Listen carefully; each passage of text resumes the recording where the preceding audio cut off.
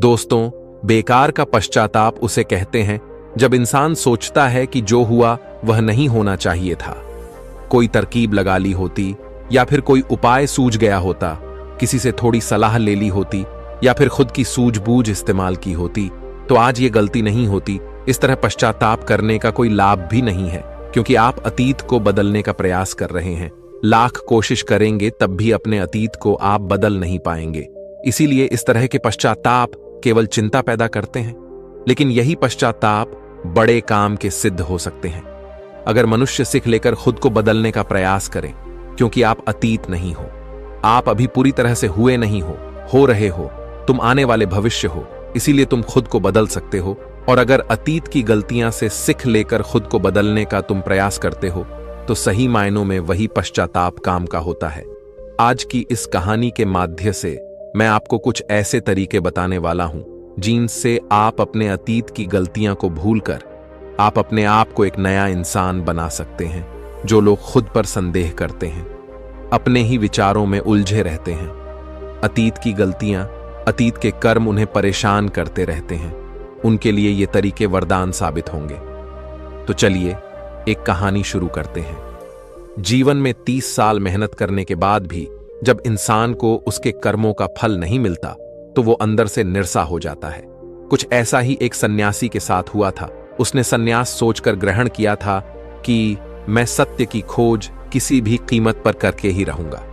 लेकिन 30 साल बीत चुके थे और अभी तक उसका अपने मन पर कोई भी वश नहीं था।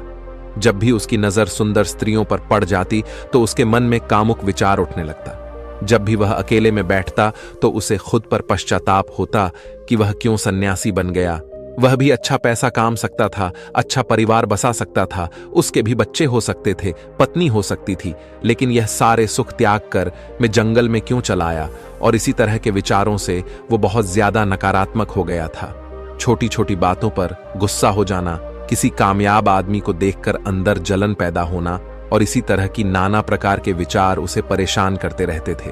और इन्हीं विचारों से वो इतना परेशान हो गया कि उसने आत्महत्या करने का फैसला कर लिया।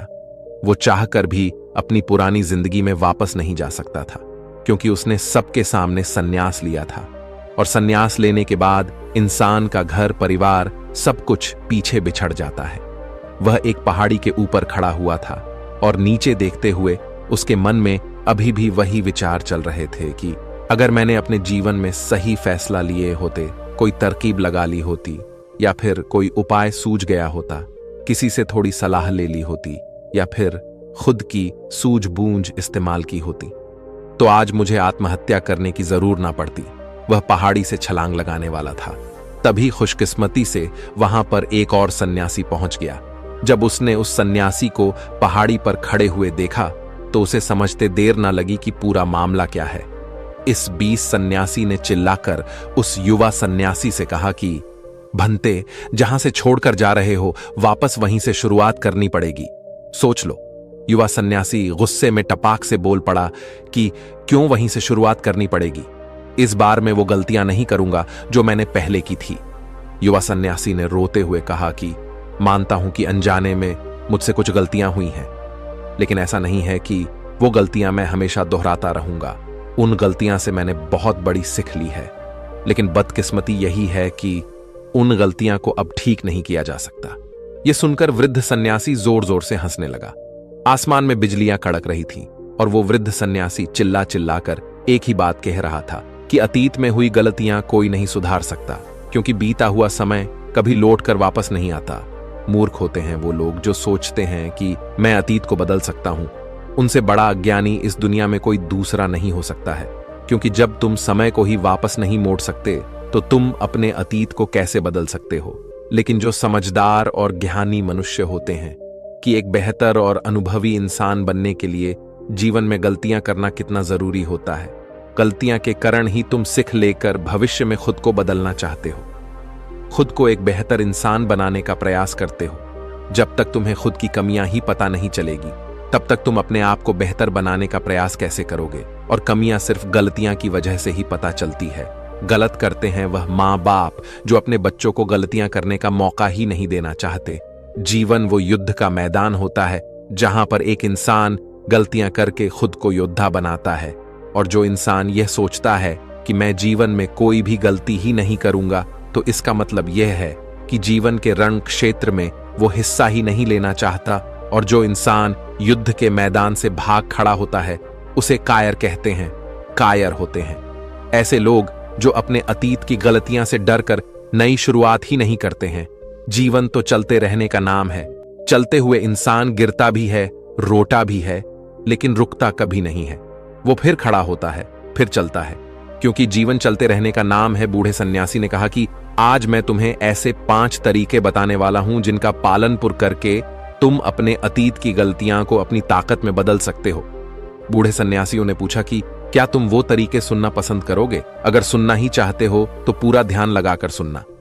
सबसे पहले अपने मन में से आत्महत्या का ख्याल निकाल दो, फिर पहाड़ी के इस तरफ आ जाओ ताकि हम बैठकर चर्चा कर सकें। युवा सन्यासी ने सोचा कि थोड़ी देर में तो मैं आत्महत्या कर ही लूंगा, क्यों ना इस आखिरी समय में इस बूढ़े सन्यासी की बात सुन ली जाए।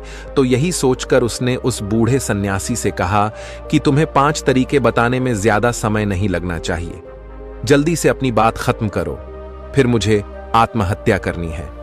बूढ़े सन्यासी ने ज्यादा समय न लेते हुए सबसे पहले तरीका बताना शुरू किया। उन्होंने कहा कि सबसे पहले ये जानो कि अतीत में जो भी गलती हुई है वो किसके कारण हुई है, उसके पीछे क्या कारण था। कोई भी गलती करने के पीछे कुछ मुख्य कारण होते हैं। तुम्हें वो कारण पहचानने होंगे। वो कारण या तो कोई मजबूरी हो सकती है या कोई इंसान हो सकता है जिसकी वजह से तुमने ये गलती की, या इसके पीछे तुम्हारा कोई अपना स्वार्थ भी हो सकता है। तुम्हें वो कारण पहचाना है। अगर किसी से धोखा मिला तो क्यों मिला? क्योंकि शायद आपने ज्यादा विश्वास कर लिया होगा। एक बार अगर वह कारण पकड़ में आ जाए तो आपको पता चल जाएगा कि आपकी कमी क्या है, आपकी कमजोरी क्या है। और एक बार अगर किसी गलती के पीछे की वजह समझ में आ जाए तो वो गलती सुधारी जा सकती है, भविष्य में दोबारा घटित होने से रोका जा सकता है। बूढ़े सन्यासी ने बड़ी ज्ञान की बात बताई। उन्होंने कहा कि गलतियां हमें दुख नहीं देती हैं। दुख हमें तब होता है जब हम अपनी गलतियां को बार बार दोहराते हैं, जब हमें यह लगने लग जाता है कि हम शायद अपनी गलतियां को सुधार नहीं पाएंगे। शायद हमारे अंदर उतना आत्मबल नहीं है कि हम अपनी गलतियां से सीख लेकर उन्हें सुधार सके। जब हमें खुद पर इस बात को लेकर संदेह होने लगता है तब हमें पीड़ा होती है। अगर एक बार गलती करके उससे सीख ले ली जाए तो विश्वास करो, जीवन में कोई दुख नहीं रहेगा। इसके लिए हमें उस गलती के पीछे की वजह पता होना बहुत आवश्यक है। जब खाली बैठकर चिंतन करोगे तो इतना कठिन नहीं है ये ढूंढना। और एक बार अगर उसे गलती के पीछे की वजह समझ में आ जाए तो फिर यह दूसरा तरीका काम आता है। गलती के पीछे की वजह समझ में आने के बाद खुद से एक सवाल पूछो, यह गलती करने से पहले तुम कैसे इंसान थे, और यह गलती करने के बाद तुम्हारे अंदर क्या बदलाव आया? क्या तुमने अपनी गलती से सीख ले ली? तो क्या सीख ली और अपने बारे में नया क्या जाना? बूढ़े सन्यासी ने कहा कि ऐसे सवाल खुद से पूछने के बाद तुम पाओगे कि तुम्हारे जीवन में कुछ नए अनुभव जुड़ गए हैं। यह अनुभव जीवन में आगे बढ़ने के लिए, विकास करने के लिए बहुत आवश्यक होते हैं। कुछ लोगों को धोखा मिलता है तो उन्हें लगता है कि उनकी इसमें क्या गलती थी, उन्हें धोखा क्यों मिला। लेकिन आपको धोखा आपकी संवेदनशीलता के कारण ही मिलता है। आप ज्यादा संवेदनशील हैं, दूसरों की भावनाओं को ज्यादा समझते हैं, इसीलिए उन पर विश्वास कर लेते हैं और आपको धोखा मिलता है। तो इसमें आपकी संवेदनशीलता ही आपके धोखे का कारण बनती है और यही आपकी गलती है। और अब आपको अपनी गलती की वजह भी पता चल गई है। तो यह वजह समझ में आने के बाद आपको अपने बारे में नया जानने को मिला कि आप ज्यादा संवेदनशील हैं, इसीलिए आपको धोखे मिलते हैं।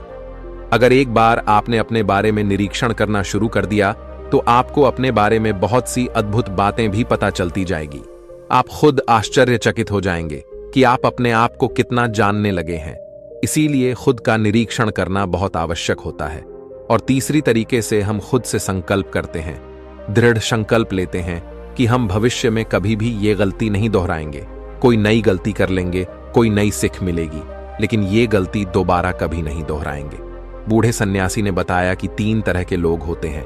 एक वह जो दूसरों की गलतियां से सीखने हैं, दूसरे वह जो खुद गलती करते हैं तब सीखने हैं, और तीसरी वो जो गलतियां करते रहते हैं लेकिन कभी सीख नहीं लेते। नदी का मतलब तभी निकलता है जब वो अलग अलग जगह से होकर गुजरती है। अगर वो एक जगह पर ठहर जाएगी तो वो कभी नदी नहीं कहलाएगी। इसी प्रकार जीवन भी नई गलतियां करने के लिए बना है।